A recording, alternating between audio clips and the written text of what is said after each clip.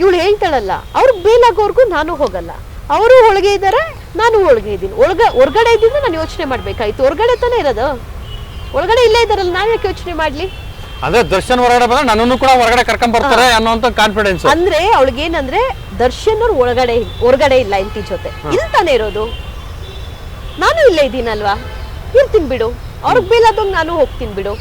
And ಇನ್ನೊಂದು ಹೇಳ್ಕೊಳ್ತಾಳೆ ಅವಳು, recent ಆಗಿ ಬೇಲ್ ಆಗಿ ಹೊರಗಡೆ ಬಂದ್ರಲ್ಲ, ನಾವು ಚೆನ್ನಾಗೇ ಇದೀರಿ ಇಬ್ರು ಹೊರಗಡೆ, ನಾವು ಚೆನ್ನಾಗೇ ಇದೀರಿ, ಮನೆಗೆಲ್ಲ ಬರೋರು, ಬಟ್ ಹೇಳೋದ್ ಬೇಡ, ವಿಜಯಲಕ್ಷ್ಮಿ ಅವ್ರಿಗೆ ಡಿವೋರ್ಸ್ ಕೊಡೋ ತನಕ ಹೇಳೋದ್ ಬೇಡ, ಈ ತರ ಎಲ್ಲ ಮಾತಾಡಿದಾಳೆ ಸರ್ ಅಲ್ಲಿ.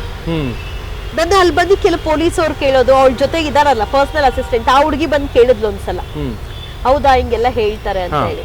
ಸೊ ನೀನು ಒಂದು ಸಂಸಾರನ ಹಾಳು ಮಾಡಕ್ ಹೊರಟಿದ್ಯಾ, ಆ ವ್ಯಕ್ತಿನ ಮುಳುಗಿಸ್ಬಿಡ್ಬೇಕು ಅಂತ ಹೋಗಿದ್ಯಾ, ಏನ್ ನಿನ್ನ ಅಜೆಂಡಾ? ನೀವು ಮಾತಾಡಿದ್ರೆ ಯಾವಾಗ ಪವಿತ್ರ ಗೌಡ ಸರ್? ನಾನು ನಿಮ್ಮ ಹತ್ರ ನಿಮ್ ಜೊತೆ ಯಾವ ಮಾತುಕತೆ ನಾನು ನೋಡಿದ್ರೆ ಮುಖ ಹಂಗೆ ಇಟ್ಕೊಂಡು ಹೋಗ್ತಾಳೆ, ಅವಳು ಗೊತ್ತು. ಈ ವಿಚಾರ ಯಾರ ಹತ್ರ ಹೇಳ್ಕೊಳ್ತಾಳೆ? ಯಾವ್ದು ಡಿಸ್ಕಸ್ ಆಗ್ತಾ ಇರ್ತಲ್ಲ, ಲೈಬ್ರರಿದಲ್ಲಿ ಮಾತಾಡ್ತಾ ಇರ್ತಾಳಲ್ಲ, ಅವಾಗೆಲ್ಲ ಕೇಳಿಸ್ಕೊಂಡ್ಬಿಟ್ಟು ರೊಚ್ಚಿಗೆ ದೊಳ್ತೀನಿ. ಆ ಪೊಲೀಸ್ ಅವ್ರಿಗೆಲ್ಲ ಯಾರು ಇರ್ತಾರೋ ಅವ್ರಿಗೆ ಹೇಳ್ತೀನಿ, ಲೈಬ್ರರಿ ಅನ್ಕೊಂಡಿದ್ದೀರಾ, ಏನ್ ಅನ್ಕೊಂಡಿದ್ದೀರಾ ನೀವು ಅಂತ.